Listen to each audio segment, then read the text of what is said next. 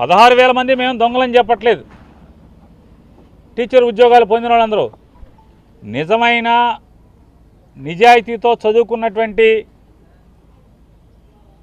టీచర్లతో పాటు దొంగలు కూడా దూరారు. దొంగ టీచర్లు కూడా వచ్చారు ఈ 16,000 మందిలో. ఈ 16,000 మంది గుంపులో లోకేష్ చేత తొయ్యబడి, లోకేష్ చేత టోకెన్లు తీసుకోబడి ఈ 16,000 మందిలో దొంగ టీచర్లు కూడా వచ్చారు. దొంగతనంగా వచ్చిన వాళ్ళు, సర్టిఫికెట్లు లేకుండా వచ్చిన వాళ్ళు, చదువు లేకుండా వచ్చిన వాళ్ళు, అర్హతలు లేకుండా వచ్చిన వాళ్ళు మరి సమానంగా ఎట్లా అవుతారు?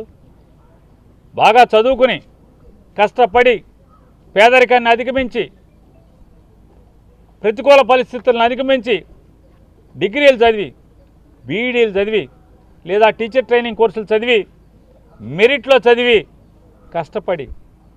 కష్టపడి ఎన్నో సంవత్సరాల తరబడి తరఫీదు పొంది నిరంతరం అన్నం తిన్నారో లేదో కానీ ఇదే పని మీద చదివి బాగా రాసి నిజాయితీగా టీచర్ ఉద్యోగాలు పొందిన వాళ్ళ గురించి వైఎస్ఆర్ కాంగ్రెస్ పార్టీకి ఎటువంటి చింత లేదు, ఎటువంటి బాధ లేదు.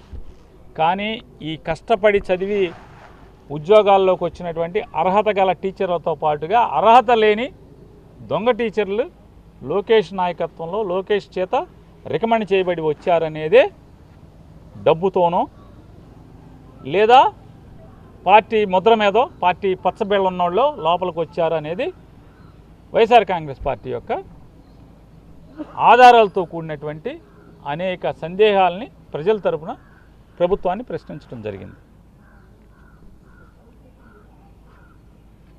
వర్టికల్ హారిజాంటల్ రిజర్వేషన్ అని చెప్పి రకరకాల పేర్లతో అనేక దొంగతనాలు చేశారు. స్పోర్ట్స్ కోటా పేరుతో అయితే లూటీ చేశారు. ఇవాళ నిజాయితీగా సమాధానం చెప్పేవాళ్ళు లేడు ఈ ప్రభుత్వంలో. ఎవడన్నా పేపర్ ఇచ్చేవాడు, పరీక్ష చేసేవాడు ఇంతవరకు ఆంధ్రప్రదేశ్ రాష్ట్ర చరిత్రలో ఎవరు లేరు. రెండూ ఒకడే. పేపర్ తయారు చేసేవాడు అతనే, అంటే అదే వ్యవస్థ, పరీక్ష పెట్టేది అదే వ్యవస్థ. అంటే పేపర్ తయారు చేసేటువంటి ఆఫీసులో ఉన్న వాళ్ళందరూ కూడా పరీక్షల్లో ఉంటారు. ఎంత దుర్మార్గం అంటే ఈ ప్రభుత్వం కాంట్రాక్ట్ బేసిస్లో పనిచేసేటువంటి అకౌంటబిలిటీ లేనటువంటి, బాధ్యత లేనటువంటి ఉద్యోగస్తుల చేత ఈ ప్రక్రియ అంతా నడిపించడం వల్ల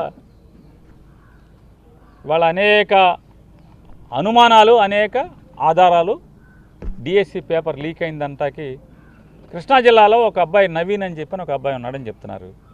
ఆ అబ్బాయి ఎస్సీఆర్టీలో పనిచేస్తున్నాడు కాంట్రాక్ట్ ఎంప్లాయీగా. పేపర్ తయారు చేసే దాంట్లో అతను ఆ అప్లోడ్ చేసడంలో కానీ లేదా డిజిటలైజేషన్లో కానీ కంప్యూటరైజేషన్ ప్రక్రియలో మొత్తం అతను ఉన్నాడు అని చెప్తున్నారు.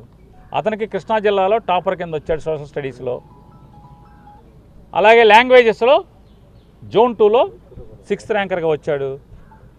జిల్లా కలెక్టర్ ఆఫీసులో, ఎందుకంటే డిఎస్సి అంటే డిస్ట్రిక్ట్ సెలక్షన్ కమిటీ. ఈ డిస్ట్రిక్ట్ సెలక్షన్ కమిటీలో సాంప్రదాయంగా ఎప్పుడూ కూడా జిల్లా కలెక్టరేట్లోనే ఈ టీచర్ల మెరిట్ లిస్టు కడతారు. కానీ ఎందుకు కట్టలేదు ఈసారి 2025లో? కేవలం ఆన్లైన్లోనే ఎందుకు పెట్టారు?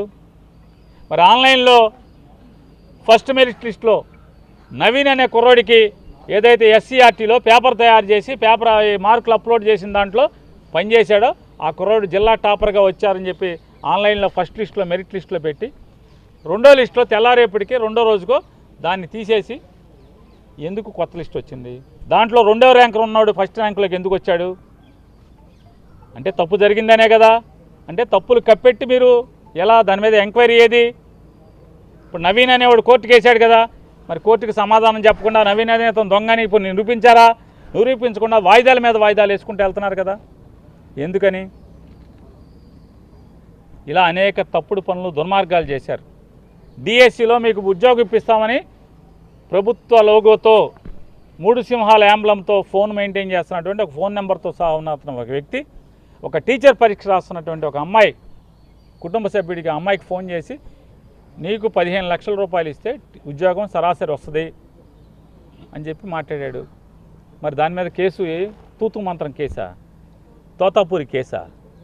కనీసం ఆ ఫోన్ నెంబర్ని బట్టి ముద్దాయిని పట్టుకుని కదా, ట్రేస్ చేసి కదా మీరు కేసు కట్టాల్సింది. స్టేషన్ బెయిల్ ఇచ్చి పంపిస్తారా? అంటే ఎందుకని? మీ దొంగతనాలు బయటపడతాయి కాబట్టి 15 లక్షలకు టీచర్ ఉద్యోగం ఇప్పిస్తానని చెప్పని ఫోన్లో బేరం ఆడినటువంటి ఒక వ్యక్తి మరి గట్టిగా మీరు గట్టి కేసు కడితే అతను మీ పేర్లు చెప్తాడు ఎవడెవడున్నాడో దీంట్లో. కాబట్టి స్టేషన్ బెయిల్ ఇచ్చేసి పంపించేస్తారు. ఎఫ్ఐఆర్లో పేరు ఉండదు, ఛార్జ్షీట్లో పేరు ఉండదు, అనుమానితులని రాస్తారు పేరు పెట్టకుండా. ఇట్లాంటి అక్రమాలతో పాటుగా స్పోర్ట్స్ కోటా అనేది ఒక దొంగల దోపిడీ.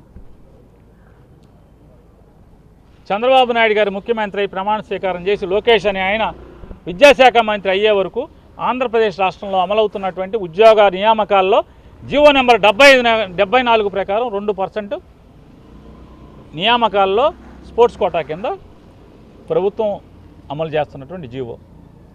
కరెక్ట్గా డిఎస్సి ఇచ్చే రోజు 2025 డిఎస్సి ఇచ్చే ఏప్రిల్ 19వ తారీఖున పాత జీవోని